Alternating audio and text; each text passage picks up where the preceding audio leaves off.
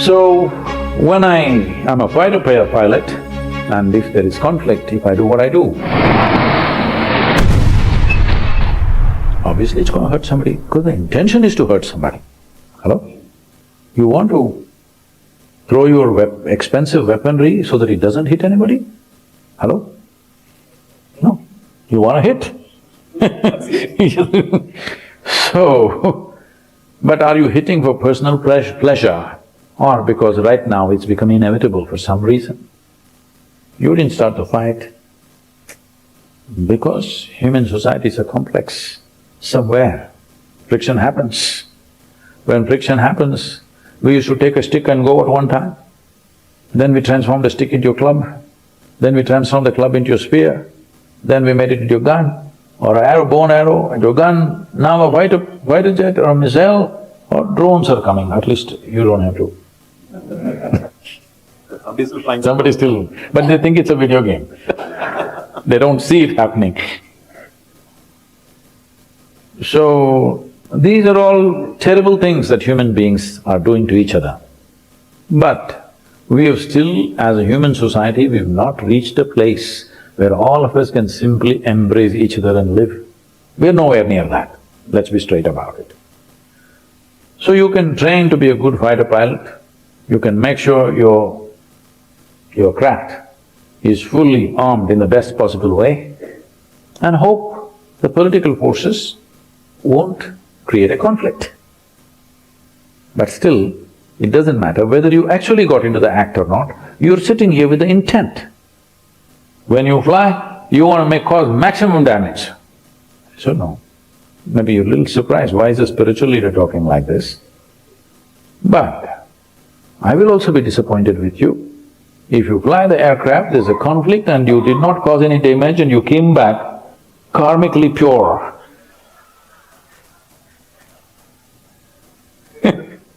I'll be terribly disappointed and that's a very bad karma. Wasting the nation's resource without any purpose. So, karma is not a reward and punishment system. Karma is like this. See who you are right now. You're sitting here as a human being. There are trees, there are birds, there are worms, there are insects, there are animals. They're also life. But why have they taken that shape and why have you taken this shape? Because there is a certain amount of memory invested in this, that this will only form like this. Now, you can go a little further. Memory means… people think memory means what they have in their head. Do you remember how your great-great-great-great-grandfather 10 generations ago looked like? Do you remember? You don't. But his nose is sitting on your face. Yes or no? Million years ago, what was the skin tone of your forefathers? Still, body remembers or no? This is memory. Evolutionary memory, genetic memory, like this, we look at memory as 8 different levels of memory. So how did you build this memory? The process of building this memory is called karma. You looked at him and said, oh, I don't like him, karma. You looked at him and said, oh, I like him, karma. Don't judge this as good karma and bad karma. It's just that my system is remembering that if I just generate one thought, oh, I like this man. 10 years later, if I see him, oh, a smile spreads on my face. I just tell myself one thought, I don't like this man. 10 years later, if I see him, same thing, isn't it? This is karma. You are creating your software continuously. Most of it is unconscious, but all this is recorded. Whether you did consciously or unconsciously, everything is recorded. This accumulated memory, we are calling it karma, because depending upon the type of accumulation you have, you develop certain tendencies in your life. See, when you see people living in the same house, the same thing happens. Let's say some situation happens. Now I see this and say, wow, it's so wonderful. Somebody else sees it and says, oh my God, horrible. Same thing, different karma. So, karma is not about punishment and reward. It is just question of how much will you allow your accumulated stuff to influence you, or in other words, memory is influencing you means you're allowing your yesterday to rule you today. Once you allow your yesterday to rule you today, you actually have no future. There's no such thing in your life, just the same cycle of nonsense. So this is why we said, once you are in a karmic cycle, punarapi jananam, punarapi maranam, the same damn things will happen because you gotten enslaved to your memory. Your memory decides everything. I want you to just look at it this way. For me, my integrity comes not because of my morality. I have no morality. Hello, I'm on camera, I'm saying that. I have no morality. My integrity, the basis of my integrity is my humanity. I don't trust morality. Because people who think they're morally correct have done the most horrendous things on this planet. Yes? People who think they are morally right, those are the people who have done the cruelest things in the world, isn't it so? So, my integrity is from my humanity. So all you have to see is just this.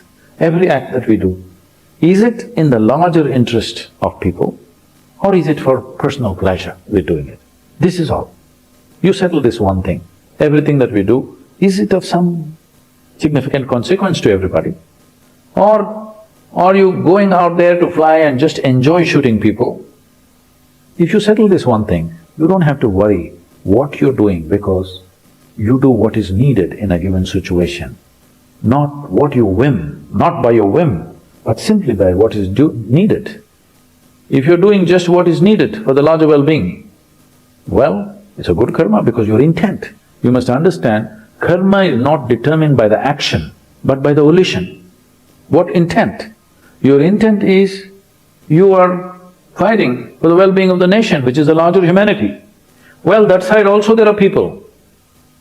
That side also, obviously, it's human beings. As I said, as a human being, you are placed on the planet. You are not placed above in the heaven. So, there is a perspective for our existence. Right now, our perspective of being in the forces is about a nation. Because you're in Bengal, your station is in Bengal, suppose you come and bomb Tamil Nadu, that's not acceptable because we form these forces in the context of the nation. It's an identity, it's not some God-given force. Nation is an agreement between you and me. We all agreed we are Indian, that's all. And that's why it's valuable, because we agreed. Yes, we agreed we are all Indian. So in the well-being, towards the well-being of the nation, we do many things. Unfortunately, if the nation is threatened, then the forces have to get active. Unfortunately, we have to destroy some human beings, which is, as a humanity, it's a disaster. Continuously keeps happening.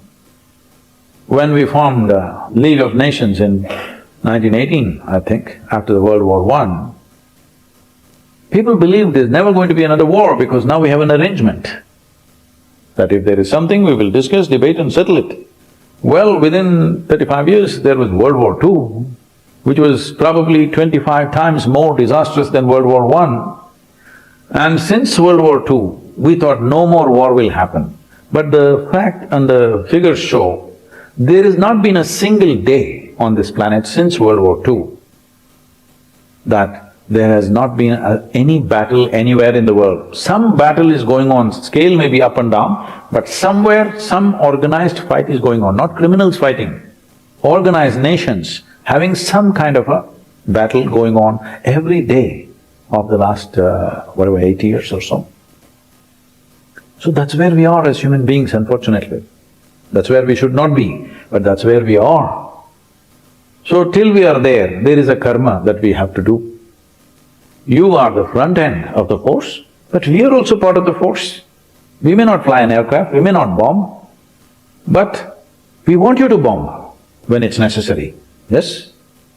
So we are also part of the karma, isn't it? How are we not? Our intent also is the same, because karma is by intent, not by action. A butcher chops something for you to eat, it's not his karma, it's your karma, isn't it? Hello? So a soldier kills, not for his pleasure, but for my well-being. So this is my karma, it's not just yours. I'm taking it on, so don't worry.